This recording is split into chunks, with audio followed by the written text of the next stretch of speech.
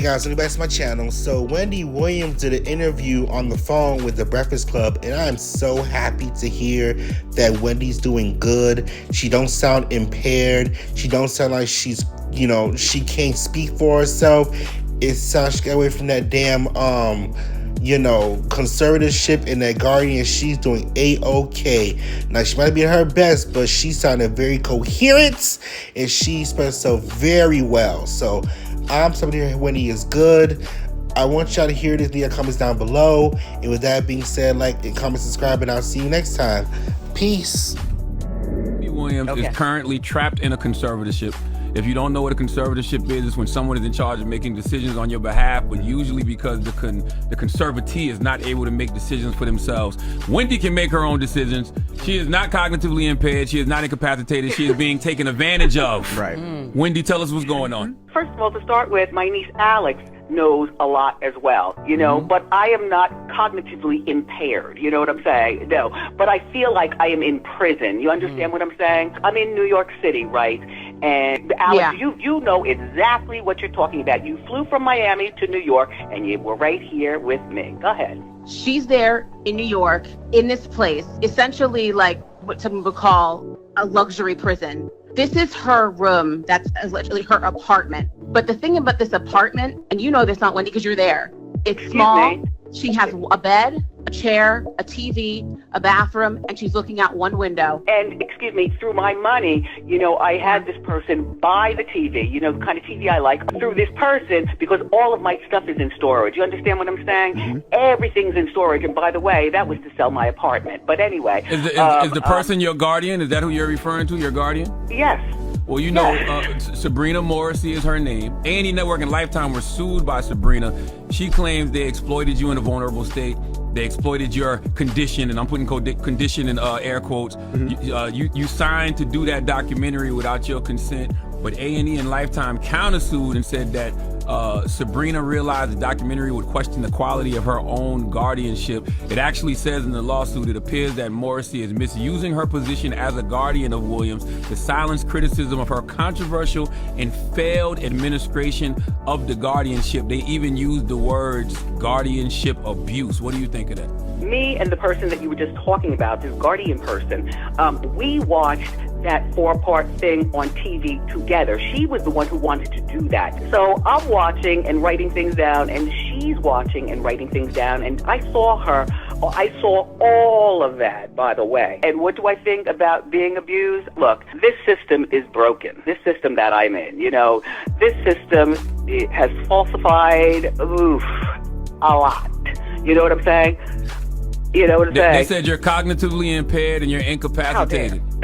Do I seem that way? You've been calling me 5 times a day for the last 2 weeks. No, you don't seem that way.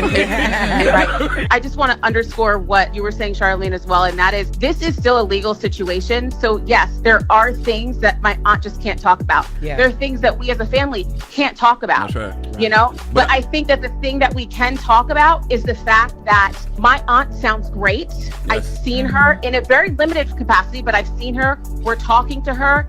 This does not match an incapacitated person. Not at all. And she, that's why we say she's in a luxury prison. Yes. Because she's being held and she is being punished. All I'm saying is just treat the woman with dignity. Absolutely. and give her the freedoms that she deserves. Well, let's say let's say what Wendy wants. Wendy wants to be, released out of this conservatorship, but she wants to be in Miami with her family, with you, Alex, and with the rest of the family, her son. She wants to be in Miami. She's made this known. She's told everybody she needs to tell. I don't know why it's not happening. Let me just say about Miami, okay? The entire family now lives in Miami, and my son is doing such a great job. He graduated, and I was in Miami, and that was about a month ago. Yep. Alex, talk about the great time that we had. And seeing my dad, we all went out and had a party at one point. Yeah. Your dad's gonna be 94 next month, right? Listen, my dad. That's a whole nother conversation. 94, that's a whole nother thing. Like, I don't know whether I'm allowed to fly to Miami to say happy birthday to my dad, to get him, well, that person that you talk about who's holding me hostage. Sabrina Morrissey, your guardian. We got to say her name. We got to put her name out there. I don't know that she's going to let me, because she already said, to see my dad for his birthday. You know, he's going to be 94. So, and please continue to talk, Alex. Go ahead. Yeah. She may not be able to come down here for my grandfather's 94th birthday. Every day is not promised. Right. One thing that I know that my aunt wanted, and we talked about this at nauseum, she wants to be here for his birthday. Wow. And the fact that they are playing games about my grandfather being able to see his daughter and my aunt being able to see her father, I'm sorry. That is just absolutely sickening. Like, I'm exhausted thinking about, what if I can't see my dad for his birthday? You know, at 94, you know, the day after that is not promised. It's not promised. You know, I have things from my dad that's in storage. And they're little things that I say, you know, I'm not going to give it to him, but I'm going to sew them and make them so that they look perfect on me. You know what I'm saying? Yes, I know how to sew. I've known how to sew for years. You know what I'm saying? But I'm saying, like, I want to give my dad some sort of fragrance. You know, I want to go to Sephora and pick and choose. What? I might not be. Yeah. My life is, like, fucked up. Yeah. Yeah. It is. Alex, do you think that there'll be some type of retaliation from the Guardian because of you know, maybe this phone call or because of Wow. We talked about that. Mm-hmm. You know, my aunt, even with her wanting to come on, we talked about all scenarios. I said, you know, do this. You ready for what's on the other side? And as she said, I have to do this. There's nothing else I could do at this point. She's prepared for the fact that her phone might be taken away. What if they take my phone? I won't be able to talk to anybody. Yeah. And, you know, you all, what you're hearing now, this is a few-minute clip of what we've been dealing with for the last several months and she can get moved and we may not even know where she is. Wow. That was the reality of where she was during the documentary. We weren't permitted to go see her. So this whole documentary aired. Nobody's able to call her. Nobody's able to see her. You know, the reason why I was doing the stuff with The View and Good Morning America was because she was nowhere to be found. Wow. In the meantime, you know, what are we going to do about that? Listen, here's the weird thing, right?